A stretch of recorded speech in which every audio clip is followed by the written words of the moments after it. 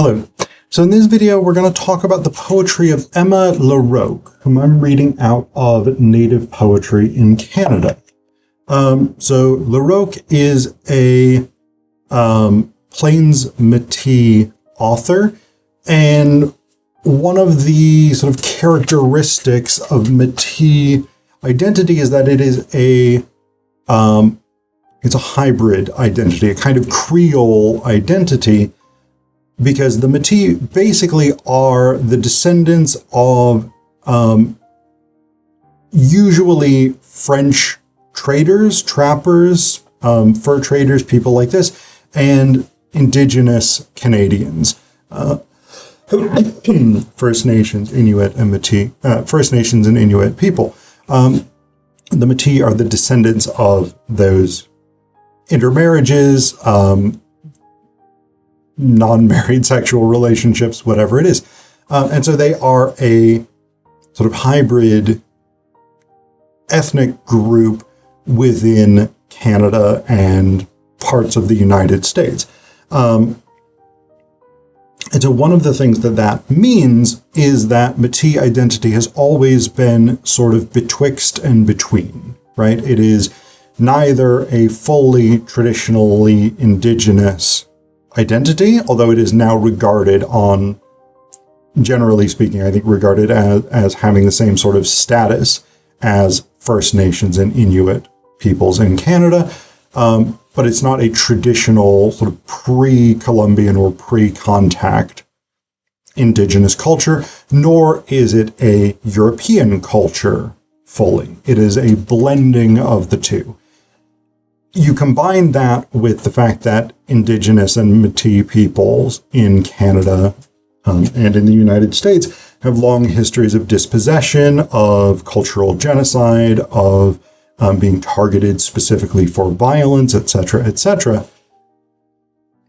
The thematic focus in LaRocque's poetry on sort of loss and a feeling of dispossession from the self makes a lot of sense, right? It becomes very, very apparent why, from her sociocultural and ethnic position, so much of her work reflects this disjunction, or this feeling of disjunction between the speaker and a sense of the self, right? The sort of truth of one's own experience, of one's own history, background, heritage, etc.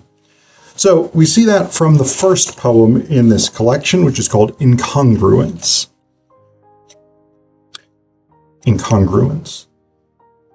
A verdant crooked path, so earth-soft, framed by ash and poplar, surprised by red berries, waving from the undergrowth, enveloped by a warm cerulean sky, your beauty knifes through me as a cold snap in October.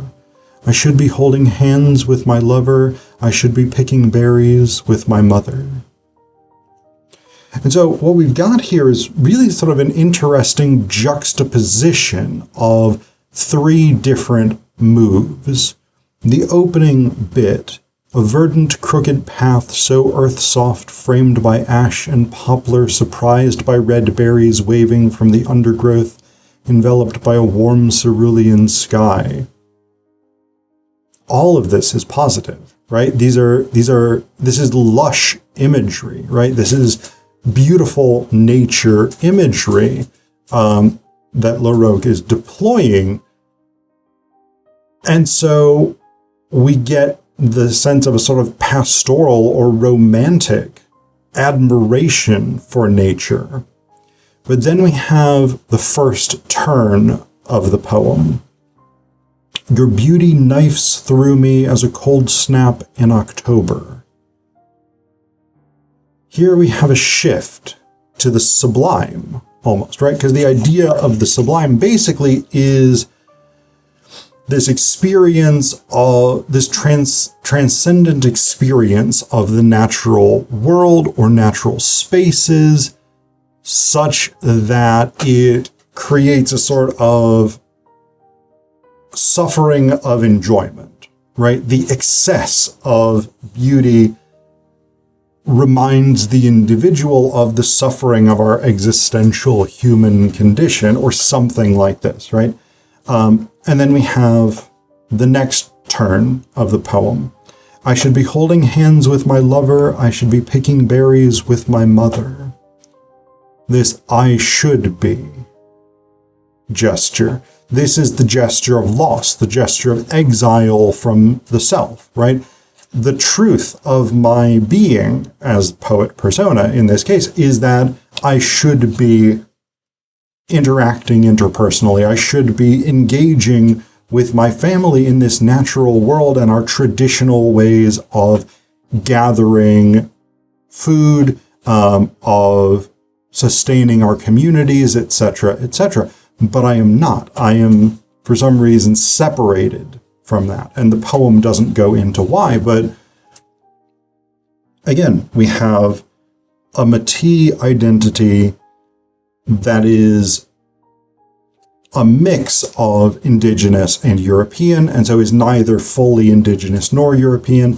And we have the First Nation Inuit and Metis experience in Canada and the United States, in which indigenous cultures have been broken purposefully and systematically. And so this idea of experiencing this beautiful natural world, having this pang of sublime suffering, and then the recognition of that, the root of that suffering being that I have been separated from, or my true culture has in some way been taken from me. It's a short poem, but it's a very complex, interesting poem, and I really quite like it. Another one that deals with similar sort of disconnect from one's culture and the suffering, the sort of suffering that comes with not being sort of fully immersed in or committed to one's culture, comes in the poem The Beggar. The Beggar. I met a boozed-up begging Indian on the proverbial main street 10 years ago when I had no money. I would have fed him today. I slinked off in my unfaded blue jeans, hairy rosen plaids, and turquoise rings. Then I stole a poem. So, again, this is a very short poem, but there's a tremendous amount of guilt built into it, right? This, on the one hand, we have this, this fairly nondescript person, but sort of stereotypical enough that the simple description, a boozed up begging Indian, is enough, right? We can generally picture this person even without description of them. And so I actually think that's quite an interesting strategy, because it depends on the reader having this image in mind already. And I don't think that's necessarily a bad strategy, right? I think it works in this context. But this idea that 10 years ago when I had no money, I slinked off in my unfaded blue jeans, hairy rosen plaids, and turquoise rings. These signs of, particularly the turquoise rings, these signs of indigenous identity, because turquoise is very significant to many indigenous cultures, particularly, I think, those in the desert Southwest, but also sort of up through plains, the plains regions of Canada, where the Cree and Cree descended Métis live. So we have this, again, this sort of sense of belonging to this identity and yet being separated from it, right? There is nothing at the time that the poet persona can do to help this person that she has encountered, and that becomes a source of guilt. But then the guilt is compounded almost by this active witness, right? And then this last short stanza, then I stole a poem, right? The poem presumably being this one. There's an ambivalence here, right? On the one hand, it's a poem of witness in that it sort of catalogs or chronicles the experience of this person, but they are also peripheral to it. And so in that sense, it is a confessional poem. I did not help this person that I wanted to help, and that is a source of guilt for me, right?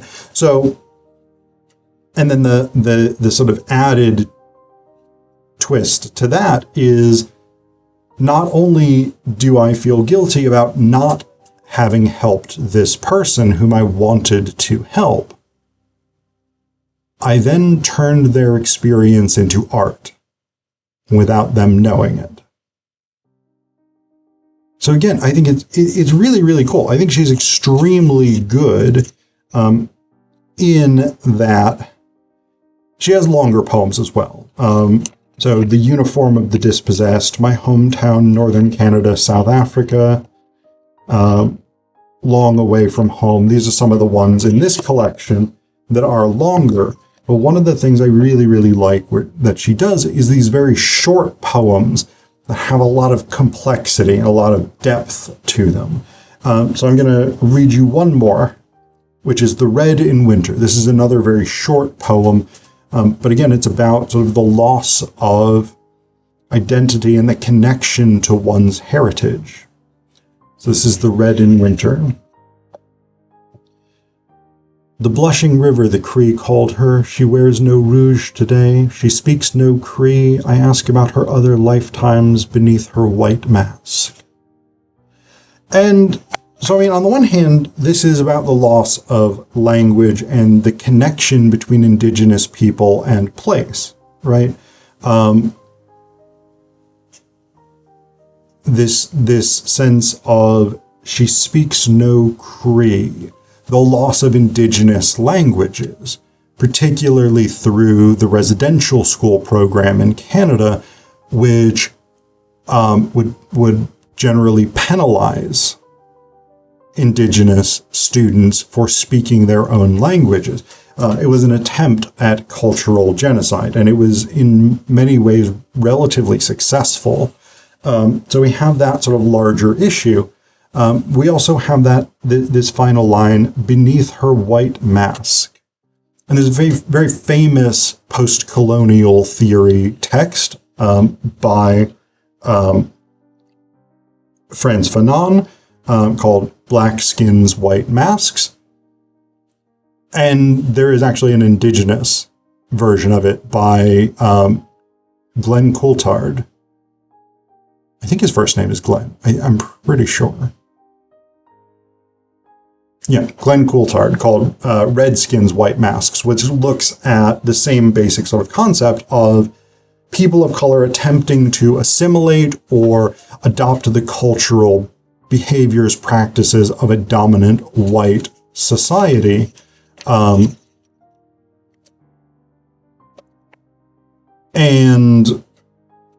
how that sort of psychologically distorts the person who is experiencing that, right? The person who is attempting to abandon their own culture or is having their culture destroyed in favor of the imposition of a dominant white culture.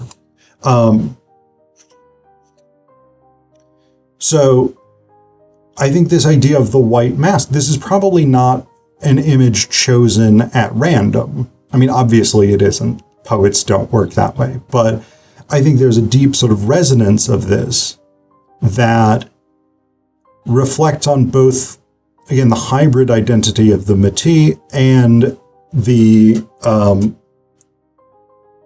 cultural genocide against Indigenous Canadians, the attempt to destroy Indigenous identities, etc., etc. The idea of the white mask being sort of the required performance of a Europeanized identity, an anglicized identity for Indigenous peoples in Canada.